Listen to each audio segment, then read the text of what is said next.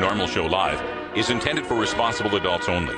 We advocate for the repeal of marijuana prohibition for adults. We discuss the science, culture, and controversy about America's marijuana laws. We do not advocate or encourage any illegal activity and advise all listeners to learn their state and federal marijuana laws by visiting norml.org, Norml.org. Opinions and claims made by guests and advertisers of Norml Show Live are their own and do not necessarily reflect the philosophy and policies of Norml. Listener discretion is advised.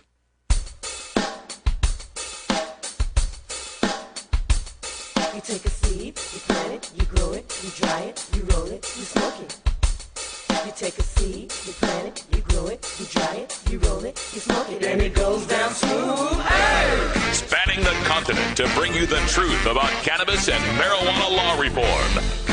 I smoke pot and I like it a lot.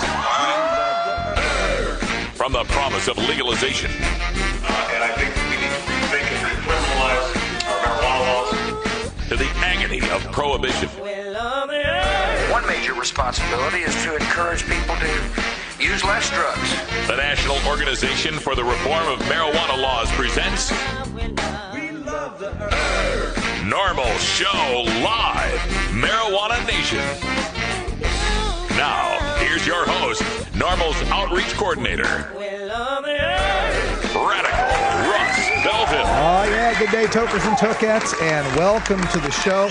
It is Tuesday, April 3rd, 2012, and it's got to be 420 somewhere in the world. Thanks for joining us. We're glad you could be here. We got plenty of stuff to get to and a full studio to enjoy it with. We got Ganja John here over on camera, too. How you doing, John? What's up, Russ? Uh-oh, you're wearing a hoodie. I am. Uh-oh. Uh-oh. Uh-oh. Watch out. I have to stand my ground here. In my pocket, I will stand my ground, We're damn safe. It. We're safe. We also got Wiz Clico over here on Hey. the far camera, and Todd Armstrong is here with Todd's Toker Topics. What's our topic today, man? Procrastination. Oh, we'll have to get to that later. I'll get around to it later. I'll write the jokes in the segment here. Also joining us from our virtual studio in beautiful Grass Story, Oregon, the lovely Cannabis Carrie. How you doing, Carrie? Hi, guys. Just fine. Oh. Beautiful over here today. Oh, yeah. It's been a nice day. Spring has finally sprung out here in the Pacific Northwest. That's good to see. Carrie brings us our hemp headlines right after the first break. What do we have for headlines today, Carrie? Well, today we're going to take another look at those New York City marijuana arrests. If you remember last fall, the police commissioner asked the officers to stand down on those stop and frisk policies. We'll see how that's going. Also, a third player on an NFL team gets in trouble. I'm going to tell you all about that. And then one of the most beloved 420 events looks like it might not happen this year. I'm going to tell you all about that as well coming up in today's Hemp Headlines. All right. I've also got some news for us today, an update on that ban on tourists in the Netherlands going to the coffee shops. We'll take a look at the economic impact of that. Plus, the final is in. Kentucky is the national championship, so we'll take a look at our final standings in our Reefer March Madness bracket pool that we had going on. We've got ourselves a winner, so we'll get you all that news. Plus, on today's show, it's Electric Tuesday. That means we get to science. We're going to do some Symphony of Science today. Their latest video featuring Neil deGrasse Tyson entitled Onward to the Edge. And oh, yeah? I saw Neil deGrasse Tyson this weekend at doing his Star Talk Live show up in Seattle. Oh, that's right. You were out at awesome. Comic-Con, right? I was at Comic-Con and at the Eugene Merman Comedy Fest. So. Oh, right on. We'll talk about that in hour two. Yeah. Toker Talk Radio. Stick around for that. Also, we've got coming up on the show, Kevin Booth at the bottom of the hour. He's the director of American Drug War, The Last White Hope. He was a high school friend and longtime collaborator with comedian Bill Hicks. His new movie coming out is American Drug War 2, and he just got through filming in Juarez, Mexico. He's going to tell us all about it. We got Todd's Toker Topic on procrastination, and then at the end of the show, little time for a radical rant. I'm asking, just where does the buck stop in the Obama administration with respect to these medical marijuana raids and this crackdown on medical marijuana? Coming up right after this. You're listening to Norml Show Live, the voice of the marijuana nation. Hi, I'm Radical Russ. One of the best things about marijuana is the wonderful aroma. But when you travel a lot like I do, that aroma becomes a suspicious smell. That's why I endorse stealth-products.com, the leaders in smell-proof containers. From smell-proof vacuum bags to smell-proof backpacks and duffel bags, all the way to smell-proof digital safes, stealth-products.com has you covered. Stealth-products.com brings you safe, secure, odorless layers of protection with activated carbon fiber. Backpacks and duffel bags are simple black so as not to attract attention with a logo or a flashy design.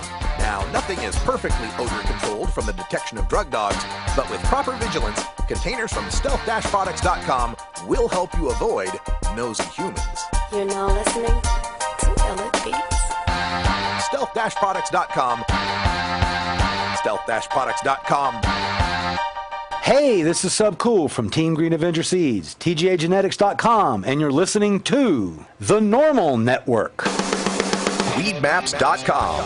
I'm Radical Russ from Norml. In my job as outreach coordinator, I travel every month, and when I'm on the road, I need a fast, accurate way to find the medical marijuana dispensaries in the area. So I turn to Weedmaps.com. Weedmaps.com has the best dispensary locator online or on your mobile device. Search by zip code or let Weedmaps find you, and in seconds you'll have the addresses, phone numbers, and customer service reviews for the medical marijuana dispensaries in the local area. Weedmaps.com also has a section devoted to helping you find a doctor who understands and recommends medical marijuana under your state's law. You can even check prices on the Medical Marijuana Stock Exchange. Coming soon, you'll even be able to find the listings of Norml attorneys and chapters, local head shops and grow shops, and the best weed-friendly businesses. Weedmaps.com has the information you need to be an informed cannabis consumer. Visit Weedmaps.com today, a proud sponsor of the Norml Network. Inhaling deeply of the sacred smoke.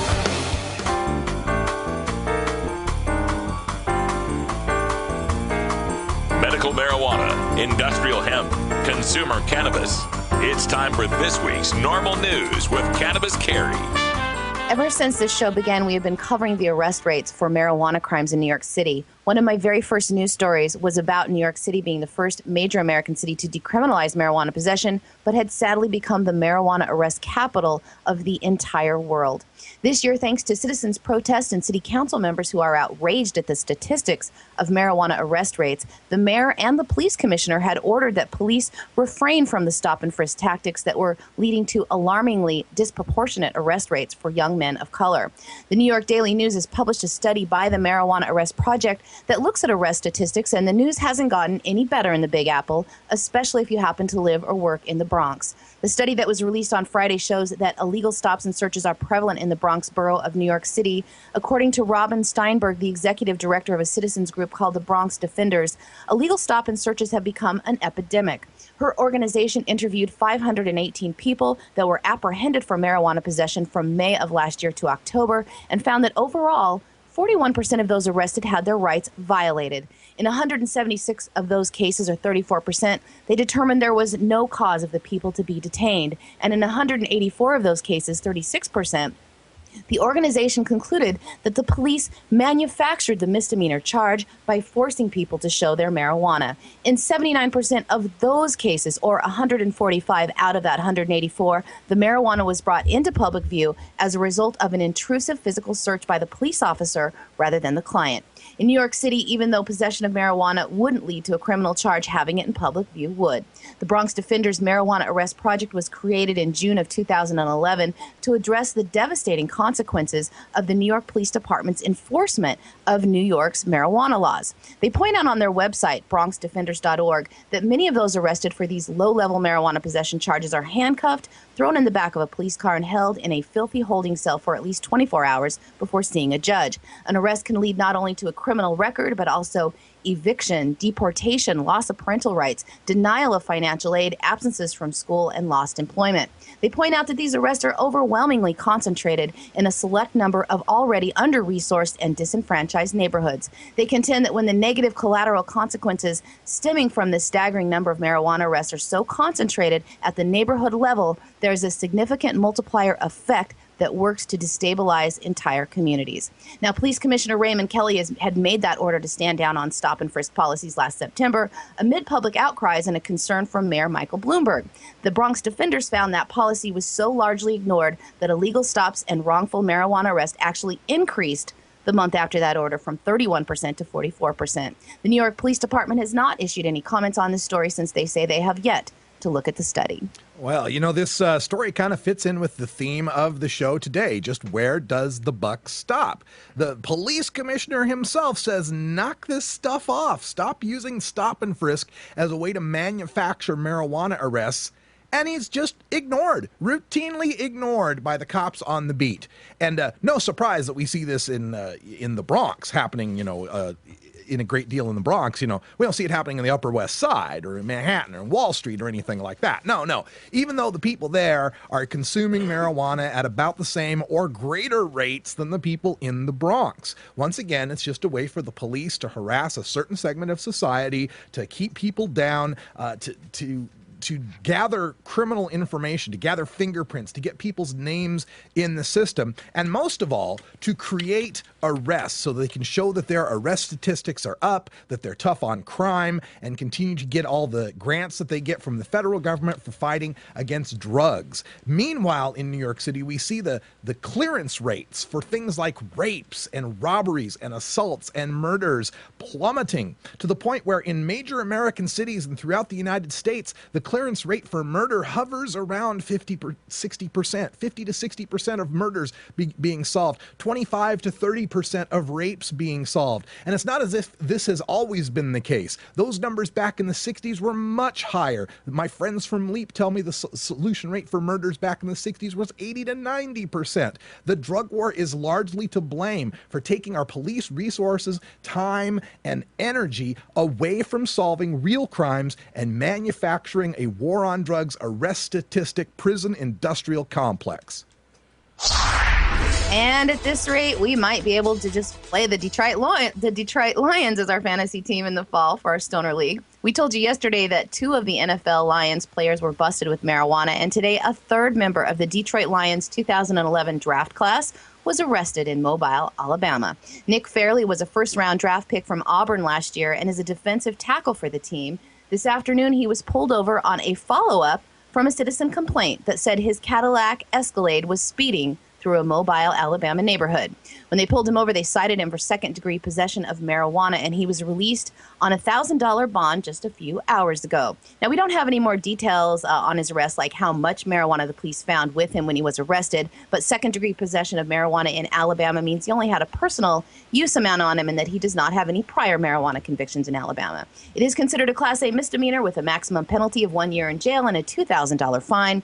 A person convicted of that crime would also face their driver's license being suspended for up to 90 days. Yesterday, we reported that Johnny Colbreth had been arrested for marijuana possession in January, and Michael LaShore was arrested twice in the time frame of 1 month for marijuana possession this year. He could face up to 2 years for his marijuana crimes. All 3 players had sat out some time this last season with injuries. Now, the Lions have issued a statement today that sounds like an echo of yesterday's statement. Here it is, Russ. We are aware of the incident involving Nick Fairley. We hold all of our players to a high standard of behavior, and the recent charges against Nick and Michael are not consistent with those standards. We are extremely disappointed, and we'll continue to gather information, and we'll have further comment at a more appropriate time. Okay, well, some news for the Detroit Lions that I always give to all of our audience. Only break one law at a time. If you're driving your Cadillac Escalade through Mobile, Alabama, maybe it's a good idea to not be speeding, right? Especially when, you might get profiled driving a Cadillac Escalade through Mobile, Alabama. So, Detroit Lions players, while I'd really love to have some of you on the Pigskin Potheads team, you're jeopardizing your team's chances. Actually, come to think of it, as a Packers fan, go right ahead. Go ahead and get yourself busted. See if you can get Charles Johnson to smoke some weed, too. Terrible, Russ. A buzzkill for those tokers who planned on toking up at the University of Colorado's infamous Boulder campus on April 20th. The very popular and well-attended public smokeout this year, according to university officials, will be decidedly less stony. Today, the University of Colorado announced their new plan to stop the smokeout, warning students and the public alike that police have been asked to issue tickets on the spot to anyone seen smoking or using marijuana at this month's event. Police have always been on hand at the event, but only to monitor the crowd for safety. This year, they plan on a more aggressive approach. University officials have also partnered with Colorado State Police that will be increasing their patrols the day of the event to look for stoned or drunk drivers. And Colorado University officials also say they're acting in support of the student leadership on campus, who for the first time since the event began years ago have asked for an end to the unsanctioned 420 event. Now, on March 1st, leaders of the Boulder Faculty Assembly also voted to support official efforts to end 420 on the campus. CU officials sent out a written warning to all students today that those who are busted for marijuana in public will face a $100 fine and additional sanctions from the CU's Office of Student Conduct. They also reminded that those at the event that have a Colorado medical marijuana card can risk having them revoked upon conviction. CU officials also reminded students that the Federal Clery Act requires the university to maintain a publicly accessible crime log, and those ticketed for marijuana will have their names posted on that log. The university chancellor, Phil DiStefano, said in a news press release today that the practice of a public smoke session needs to end. Now, to help students find another activity on that day, the Student Leadership Council has announced that Wycliffe Jean will perform a student-only free hip-hop concert that afternoon at the, wait for the irony, Coors Event Center. They also might want to check Wycliffe's musical catalog. He started a chant during a 2006 concert declaring President Bush needs to smoke marijuana, and one of his 2009 songs called Something About Mary proclaims his love for the herb. This isn't actually the first time the university has tried to quell the event. They did have campus police issue a few tickets before, but usually to people smoking on the quad before the event, and they have turned the sprinklers on the crowd a few times. Now, they posted pictures of student smokers online in the last few years and were actually paying people to identify them. They even put down a horrible fish-smelling fertilizer a few years ago to deter the crowds. So far, no tactic has been successful in stopping the annual Rite of Spring for CU students, which has numbers in the 10,000 of attendees on years when the weather's nice. A survey last year of people attending the event showed that about a quarter of the students said they joined the crowd on the North Quad and either smoked cannabis or ate food containing cannabis. About 11% joined the crowd but didn't consume marijuana. Campus survey results also revealed that the 420 smokeout was a magnet mostly for curious freshmen. It tends to draw out-of-state students and is mistaken by half of those polled as a sponsored university event. Campus officials are complaining that the event costs the school around $50,000 annually to clean up, have extra event staffing, and to make sure that the revelers don't accidentally wander into classrooms. Now, they also say that the event makes it difficult for people to get to classes on that particular day. I can't believe we've got college student government here against the CU Boulder smokeout. Whatever happened to the colleges that I knew and loved growing up? The colleges of Animal House and these partiers and revelers, and now the students want to vote against this? Well, good luck. It's going to go just as well as it's gone the years before when the faculty's tried to ban it, when the police have tried to ban it. This is now a cultural phenomenon. It's bigger than CU Boulder. It is going to continue. And Ganja John, weren't you planning on headed out to that? No. No, not that this time? I'm going to stay in Denver. All right, we're staying in I know where Denver. The party's at. All right, hell with Boulder. You're going to cancel the 420 smokeout, then you don't get Ganja John. Nope. Sorry. There we go. All right, Carrie, thanks for the news. And also in the news from the Gothamist blog, talking about the ban in the Netherlands on tourists being able to go to the coffee shops. This is a major phase of their ban going into effect May 1st. Shops in Amsterdam are scheduled to stop selling marijuana to foreigners on January 1st, 2013. But this ban may be hard to enact and enforce. According to the director of the Drug Text Foundation in the Netherlands, 50% of the country's tourists visit the coffee shops, and 10% of their tourism is exclusively for marijuana. The Telegraph in the UK reports that coffee shops generate around $2.5 billion in revenue annually, which in turn produces $503 million in tax revenues. So alcohol also has been banned in the coffee shops since 2007, but now, with the ban, they're going to turn them back over to being able to distribute alcohol. One of the cafe owners, 420 cafe owner in Amsterdam, Michael Veeling, said, quote, "I'm not going to discriminate on the basis of nationality. I've only discriminated on the basis of behavior. I'll go back to selling alcohol and go back to selling bags of weed under the counter." That may not be enough to stay in business. After Maastricht adopted the new policy in October, the town's coffee shops lost $41 million in revenue and the equivalent of 345 jobs.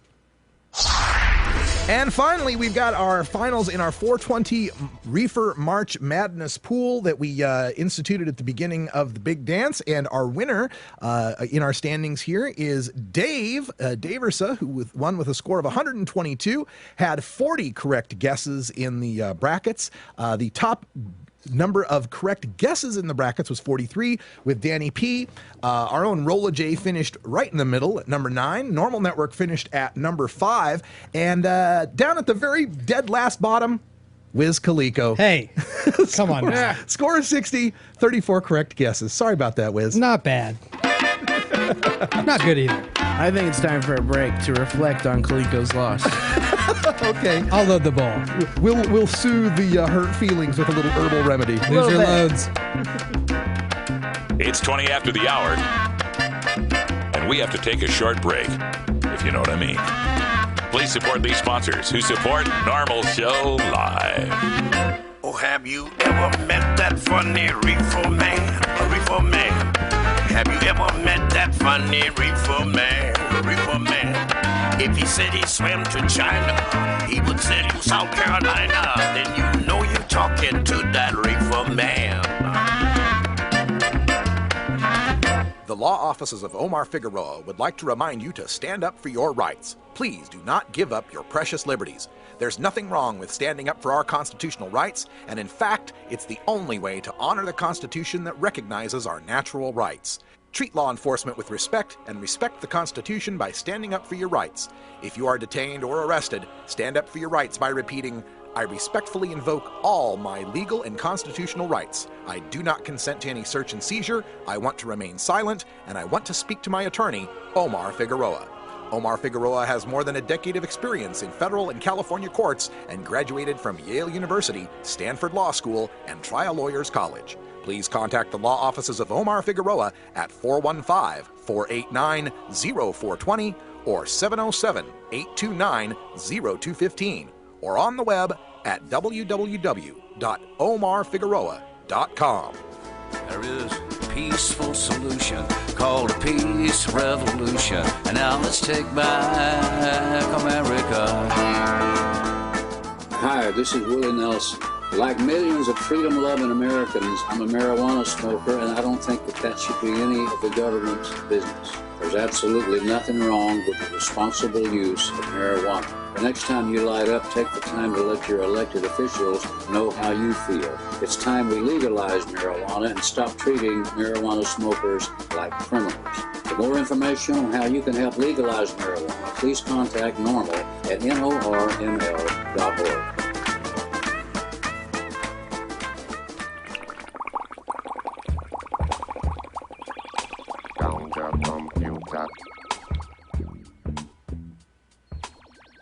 It's time for your daily Toker Tunes, the best in 420 friendly music from all genres that uplifts, entertains, and informs the public.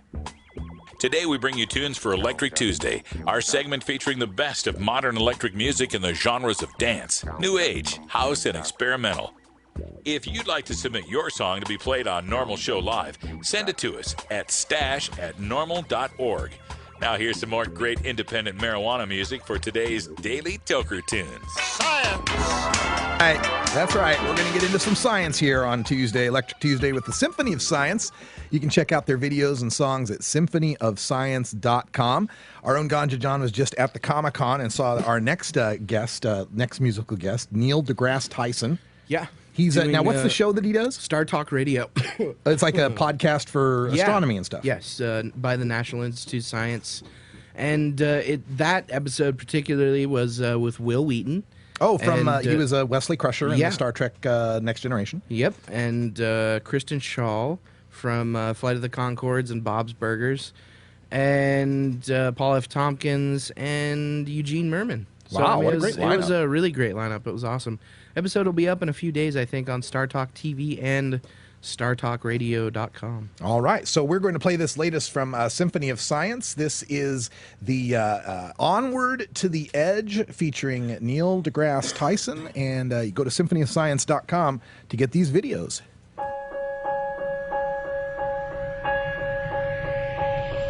The act of moving onward means we pass these signposts.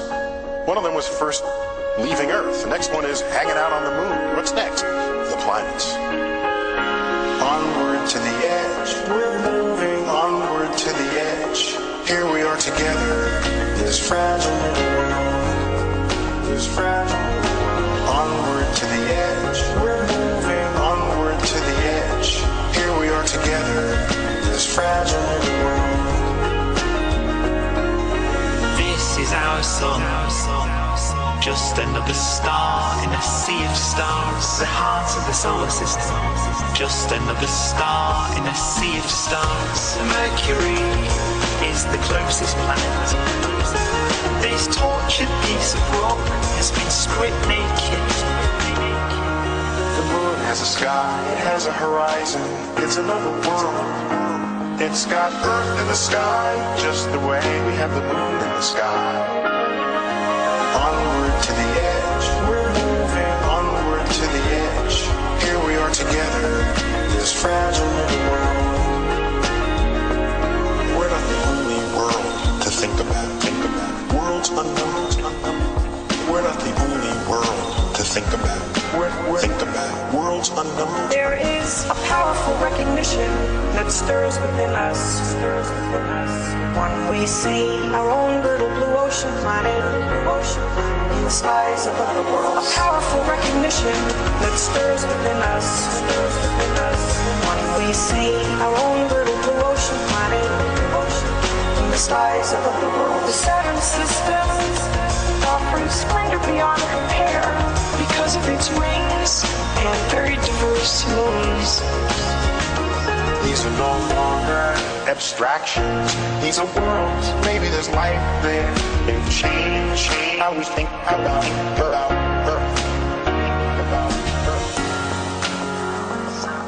Our own little blue ocean planet. A mote of dust suspended in a sunbeam. The pale blue dot. Onward to the edge. We're moving onward to the edge. Here we are together. This fragile little world. This fragile little world. Onward to the edge. We're moving onward to the edge. Here we are together. This fragile little world. We're not the only world to think about.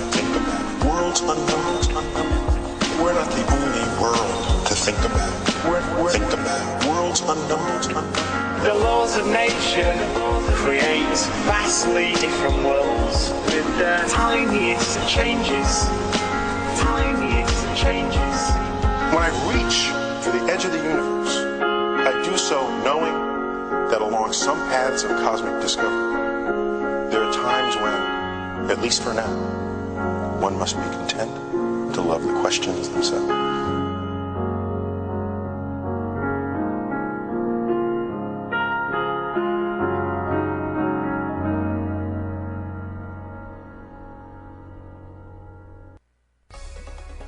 Hey, tokers and tokettes, this is Radical Russ from Norml Show Live. We're proud to be the voice of the marijuana nation and proud to have you on our team. Now, you can represent NSL in your own Norml Show Live gear from handmadeapparel.biz. Adam Hand of Handmade Apparel is one of us and a huge supporter of our show. He's designed the classic blockhead line of NSL shirts, hoodies, hats, and more. Worn by Radical Russ, Cannabis Carry, and Ganja John on the show and at live events, the designs feature their iconic logos and the "It's got to be 420 somewhere in the world" tagline. Proceeds directly benefit Norml Show Live and HandmadeApparel.biz, one of our community's strongest supporters. You can also get your Cannabis Cure UK, Ganja John Show, Irie Island Hour, and more gear from the Norml Network at HandmadeApparel.biz.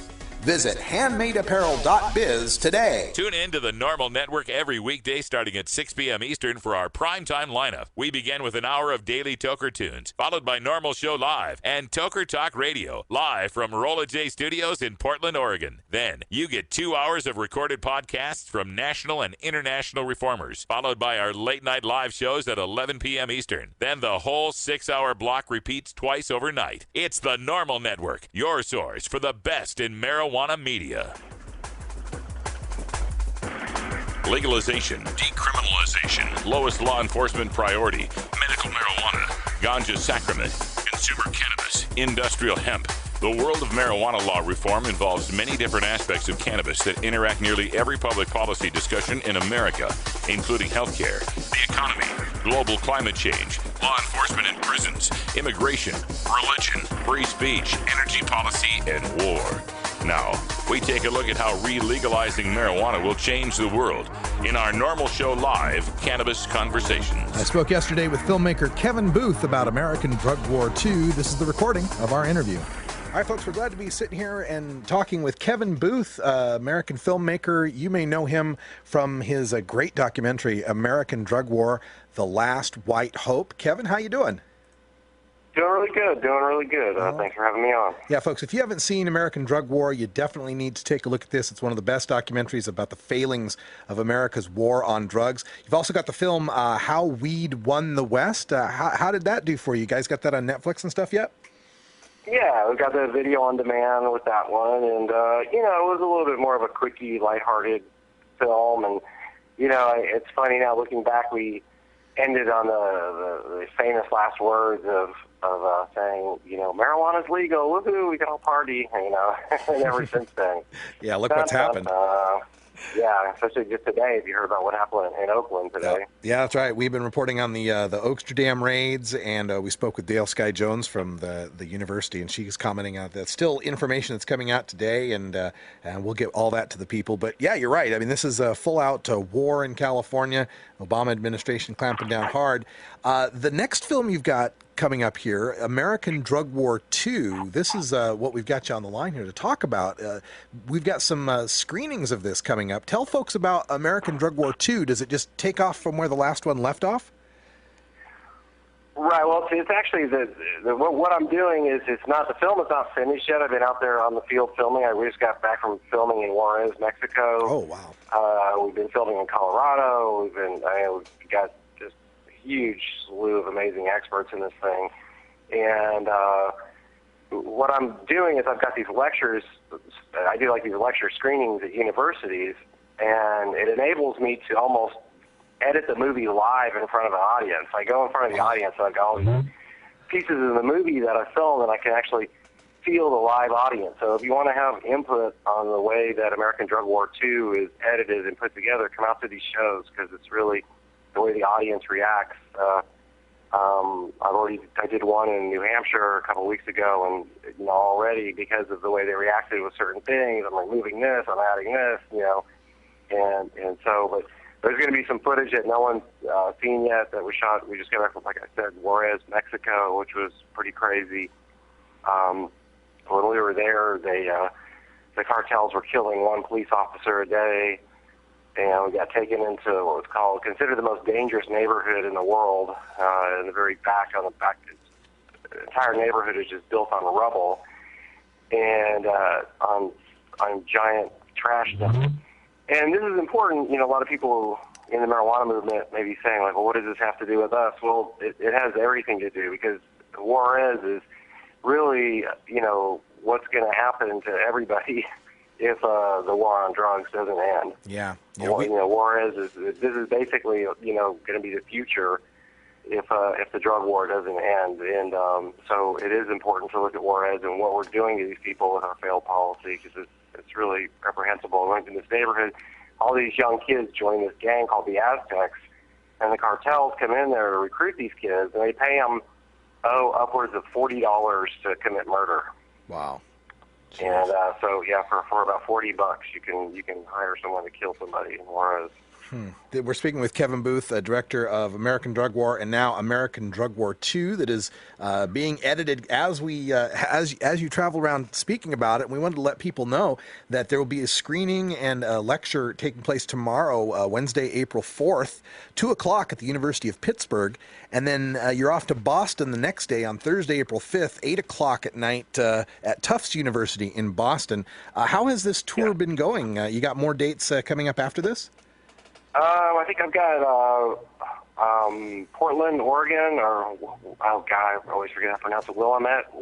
Willamette. You live in Portland. Yeah. Willamette. God, I always miss Willamette. I'll be in Willamette, I believe, Oh my gosh, I have this in front of me. I believe April 12th in Willamette. Yeah, And that'll definitely. be an all-day deal. I think I'm going to introduce American Drug War real early in the day. If they're going to play the film, I'm going to come back, and then I'm going to do the lecture that I'm doing at these places. So it's going to be like a 6-hour show or something. It'll be crazy. We'll definitely have to come out for that if you're at Willamette University. That's real close to us. We'd love to get a chance to meet you, get you on video. That would be fantastic.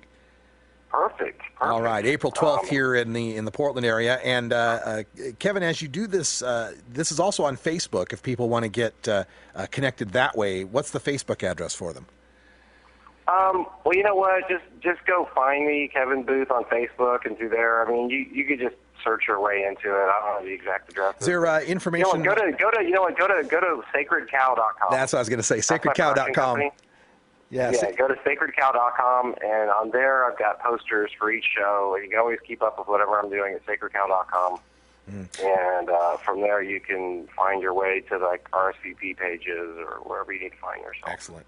Now, Kevin, when you were shooting down there in Juarez, you reported on the police being assassinated, one per day. We actually reported on that story and how they had to move the entire Juarez police force into a hotel to keep them protected. Did you fear for your life while you were shooting these in Juarez? While I was shooting, I was shooting. No, they were shooting. I was hiding. But it's really dumb. We actually hired private security, so it's crazy because what you find out is that you can't hire the police, because if you hire the police are all bought and paid for by the cartels. So you have to hire private security, and hopefully they're not corrupt. So. You just hope that you didn't hire a private security firm that's going to sit there and go, oh, well, this guy from the cartel is going to offer me more than what you're paying for, for your ransom.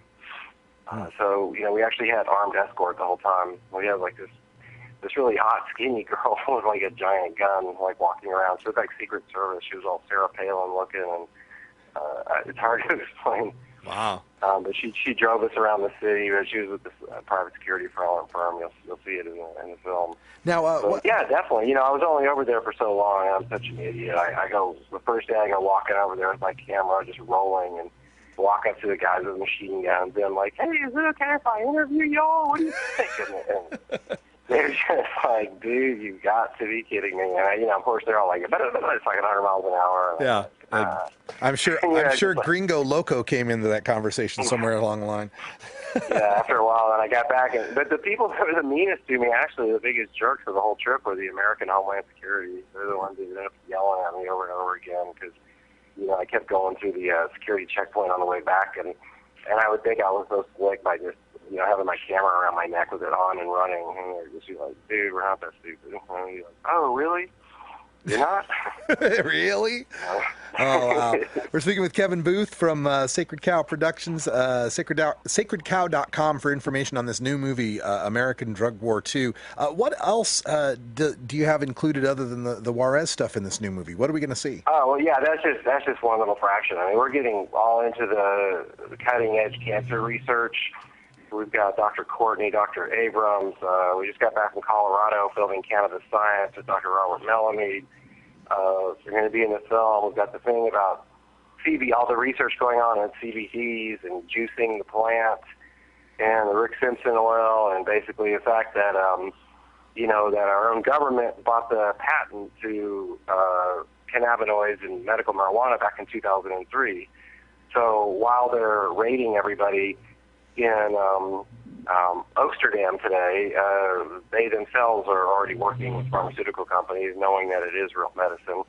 And the real story is that curing cancer would destroy $1 trillion a year industry, and our government has no desire to ever cure cancer, and that's why you're being thrown in jail. Mm-hmm. Yeah, you so much truth there, and it does get pretty scary when you start to peel away the layers of the drug war onion and you find that it really is that cynical. It's about protecting profits, about protecting entrenched industries, and it puts the government in the position of being the hired thug that keeps the mafia money flowing, if you want to use that kind of metaphor. It's just the way we're being the smash and grab robberies that we get in California with the DEA, where they bust up someone's business but they never charge anyone with any crime. It just smacks of mafiosos and thuggery.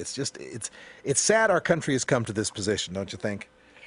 And I think, and another thing that's coming out of this, too, is people should look up cnhemp.com. I believe that's the right URL. But people need to know that China is now racing ahead of the United States in hemp production and CBD research and all the things that, we should be and are supposed to be doing here in the United States. So, we just filmed, we did a chapter about industrialized hemp, and we were at Dr. Bronner's soap factory.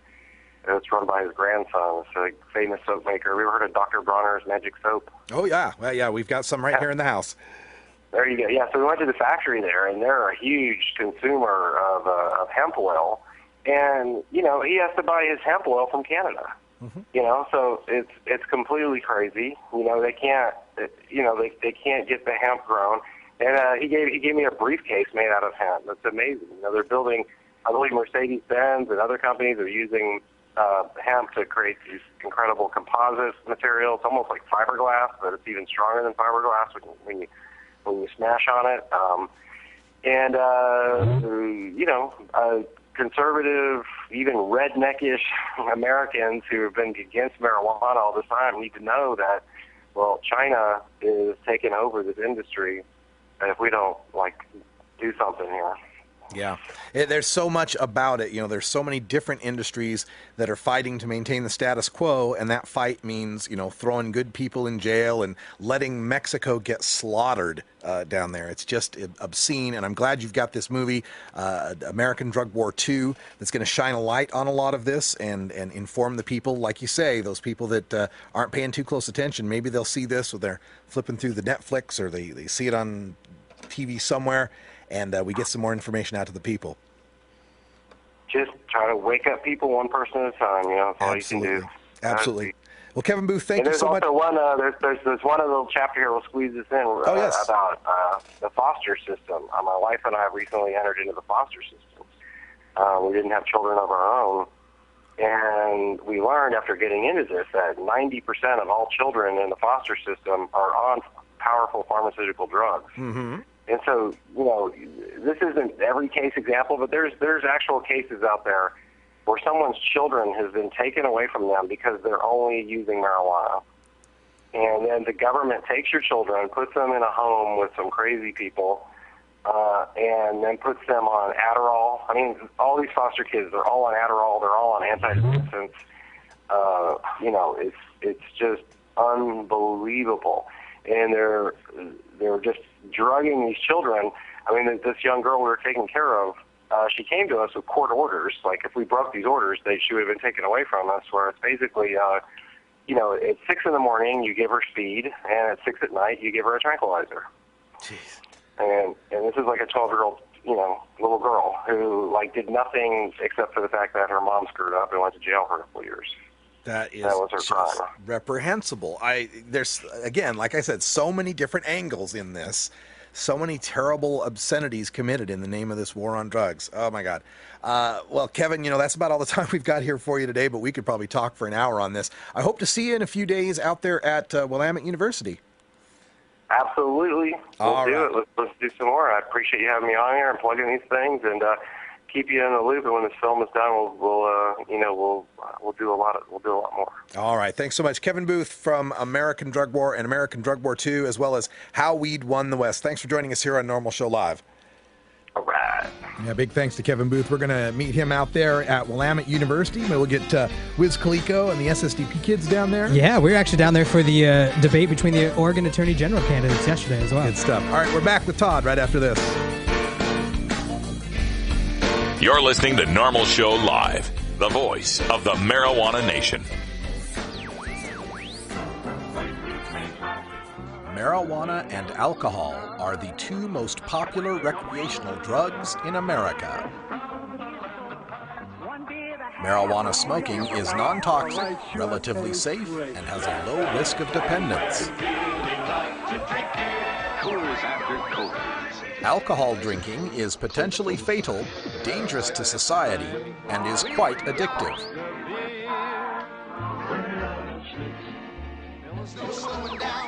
Marijuana is safer, so why are we driving people to drink?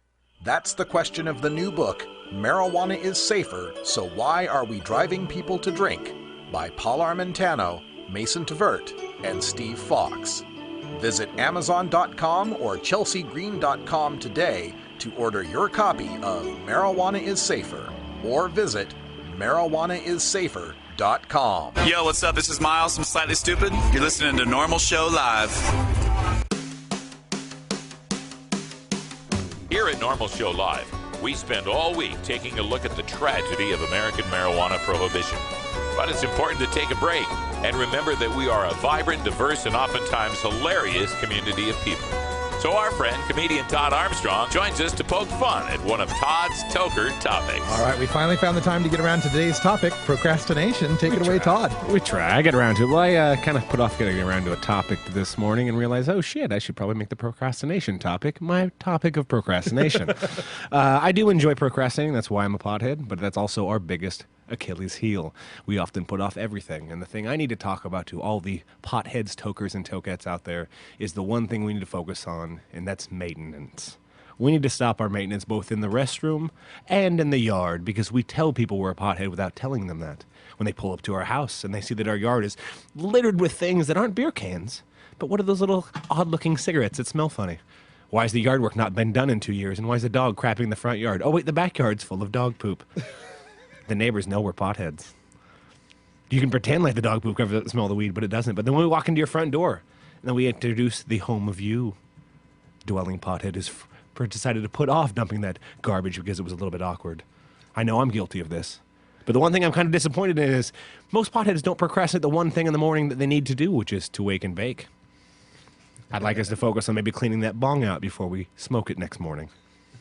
We need to get up in the morning and decide to do little things like clip our toenails, because they cut our wife last night when we rolled over. These are our things that potheads have to deal with, but we love it. Now, we need to quit telling so many people about this that we're putting things off till tomorrow, because people keep talking about legalization. People keep talking about decriminalization, that lawyers are writing letters, and they're going to get around tomorrow to legalizing it. We keep putting everything off because we're so stoned. Let's do our chores first and smoke second. I want next week to be a national, at least email a congressman before you smoke a joint week. That's all I ask. A 3-minute email to work on all our procrastination. We'll make it a 2012 New Year's resolution. We won't put this off until 2013 because the Mayans said we're all fucked. So this is our last chance. Let's at least legalize cannabis before the Mayans pick us up in their spaceship. I'm Todd Armstrong. I'll see you next Tuesday. Hey, all right, Todd Armstrong, Todd's Toker Topics, yes. Now, we were talking during the interview while we were listening to the recording, and you got a great invitation out to the East Coast. Yeah, I'll be. Tell folks about that. I'll be out, I believe, May 12th through the 20th. I'll be at the Laughing Devil Comedy Festival, so I'm kind of honored and excited to. Where's that at? It's in Long Island, New York. Long Island? Yeah, Long Island. Right like where all the New Yorkers can make fun of me for being out in Long Island. But I'll also put together a few shows in Brooklyn and hopefully a couple in Manhattan with the help of Mr. Jesse Joyce. Well, that's awesome. Check them out on the East Coast, all our East Coast listeners. And before May, I'm sure you got some other gigs to tell I'll folks be at about. Helium this week, and again, May 5th, for everyone in the Northwest, please come see me at the Old Liberty Theater in Ridgefield for my DVD. You can come meet Ganja John in person. He might be wearing a hoodie. He might have Skittles in his pocket, but we'll definitely be shooting guns and smoking weed. So. Definitely shooting guns maybe at white least. people this time. Oh, Maybe. my goodness. All right, well, check that out. And again, your Facebook and Twitter? Yes, please. Goob the Knob at Facebook if you want to be my buddy, or if you want to hear my stupid jokes, Todd Strong at the Twitter. All right. Thanks a lot, Todd. Thank you. You want answers? I'm as mad as hell, and I'm not going to take this anymore.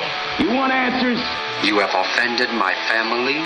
I think I'm entitled. You want answers? I want the truth. And you have offended a Shaolin temple. You can't handle the truth. Surely you can't be serious. I am serious. And don't call me Shirley. Radical Rant. Oh, big thanks to TimmyHarris.com again for the new intros. We're loving it. New Radical Rant intro. Thanks so much. Check that out. On today's rant, I wanted to talk a little bit about this federal crackdown on medical marijuana, because I got an email, or actually I'm part of an email list. I get a lot of emails. And this particular one kind of took me to task. And it said, I'll just read it to you here. It says, and most important for activist leaders, quote, Ethan Nadelman said the big question was whether the crackdown that began last fall was orchestrated by the Obama administration or by local federal officials. End quote.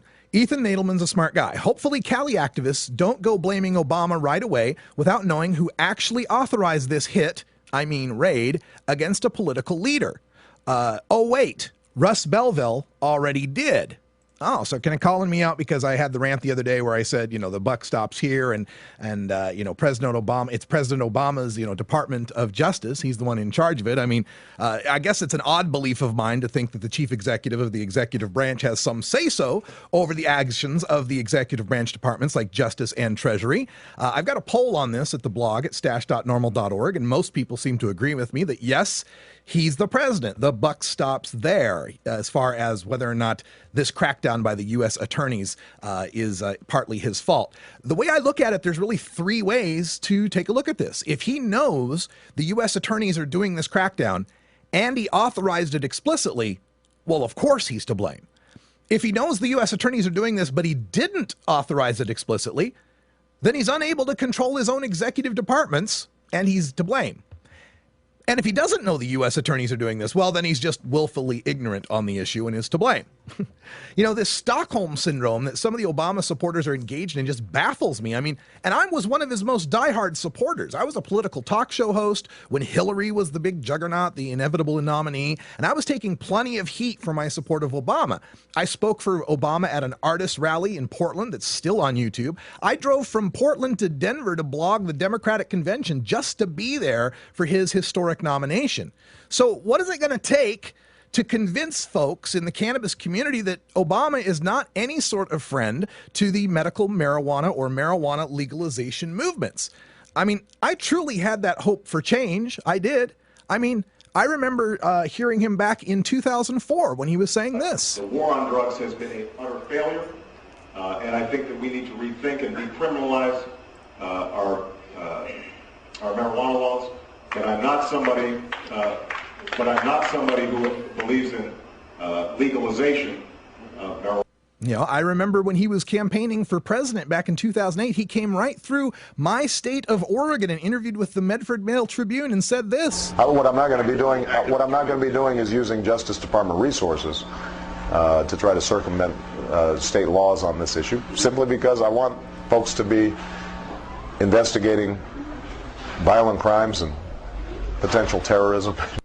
I remember his Attorney General, Eric Holder, at the beginning of the Obama administration, when asked about those campaign promises, whether they were actually going to be put into practice. Is that a prediction of policy going forward? Do you expect those sorts of raids to continue?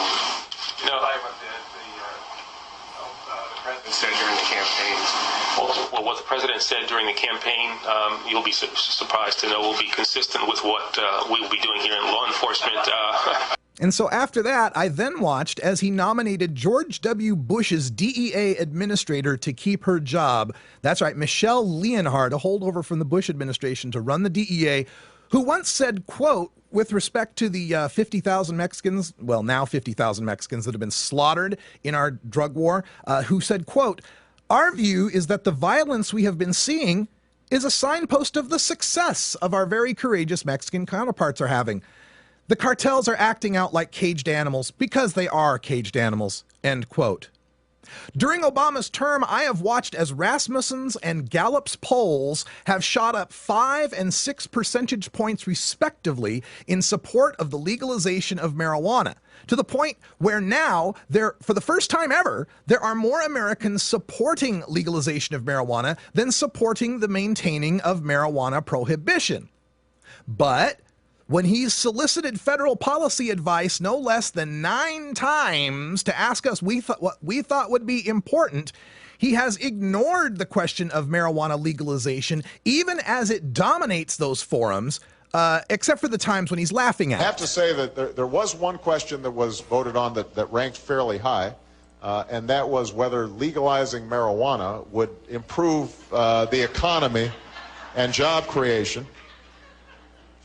And I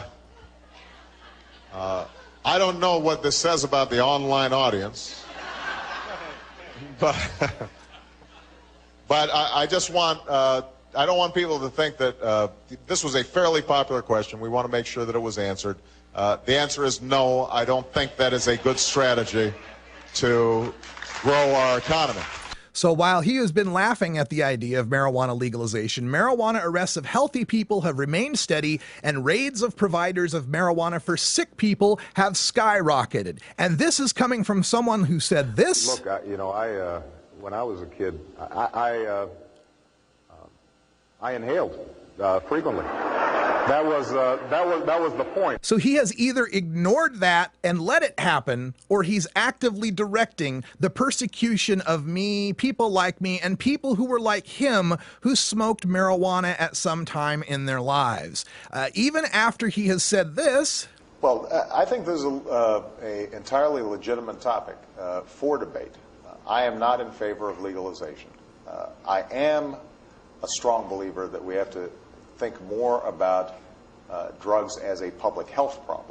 And yet he continues to treat it as a criminal justice problem. He continues to maintain the budget disparities of 2-to-1 in favor of treatment, or of incarceration and interdiction versus treatment and rehabilitation. And it's no surprise to see that he is allowing, if you want to give him the benefit of the doubt, that he's allowing the U.S. attorneys to run roughshod over medical marijuana, because he did warn us during the campaign that it really wasn't going to be much attention in his administration. I will tell you that, I want to be honest with you, whether I want to use a whole lot of political capital on that issue when we're trying to get health care passed or end the war in Iraq is the likelihood of that being real high on my list is not likely. So the response that I get back on this sometimes is that Obama is the best hope that we'd have for a positive move in the future, because if a Republican got in, and that would likely be Romney at this point, that would be disastrous. Really? What might he do? Go after Berkeley Patients Group, Oaksterdam, and Harborside? Use the IRS to undermine medical marijuana patient businesses, pressure banks not to do business with medical marijuana providers, threaten the gun rights of medical marijuana patients, threaten the governors of states not to implement their own laws on medical marijuana, and block legitimate researchers from studying medical marijuana while granting Big Pharma the rights to cannabinoid patents and starting FDA trials of cannabinoid medicines? What might he do? Continue the policies of federal grants to local police to target drug offenses, but not other crimes? Might he leave untouched the abomination of civil asset forfeiture? Might he allow American guns to be walked into Mexico? All right, look, to be fair, Obama did preside over reducing the racist crack powder cocaine disparity from 100-to-1 to just 18-to-1. Obama's crack policy, it's only 1/5 as racist as Bush and Clinton's. And who knows, maybe a Republican businessman like Romney, facing these disastrous economic times, beholden to Grover Norquist's pledge to never raise taxes, maybe he would just let those wacky liberal left coast blue states go their own way with raising tax revenues by sin taxing those dirty hippies wacky tobacco. Maybe the evangelical wing of the right wing and the Bible Belt will get behind Pat Robertson's calls for legalization and pressure Romney from the right. Maybe violence in Mexico gets even worse and we see more of it spilling into the southwestern U.S., and the political will for legalization from conservative Arizona and Texas pushes Romney some more. We just don't know. But I often have compared the marijuana rights movement to the gay rights movement, and in this article, the comparison is apt. Much like the gay community, the Democratic Party takes the marijuana vote for granted. It's one of those, who you gonna vote for, a Republican? That lesser of two evils marketing strategy that's made the Democratic Party such a powerful bloc, able to pass its agenda through Congress despite public disapproval. Oh, wait, sorry. That was the previous president and his congressional majority. This president couldn't pass its publicly popular agenda with a congressional majority because he negotiated away the popular parts to appease the Republicans whose lousy governance got him elected in the first place. Republicans who are never appeased and will vote against their own ideas when appropriated by Obama just to see him fail.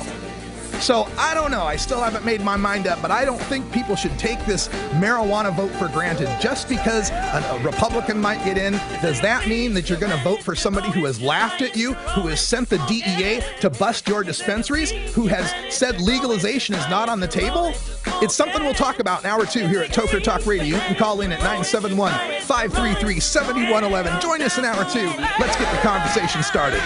For Cannabis Carry Ganja John, Wiz Khalico, Todd Armstrong, I'm Radical Russ. Thanks for joining us, and until next time, take care of each other, tokers. This is Norml Show Live, the voice of the Marijuana Nation. Take it on one more time. You take a seed, you plant it, you grow it, you dry it, you roll it, you smoke it. You take a seed, you plant it, you grow it, you dry it, you roll it, you smoke it. You take a seed, you plant it, you grow it, you dry it, you roll it, you smoke it, and it goes down smooth. You're listening to the Norml Network, where the time is 420, 24/7, 365.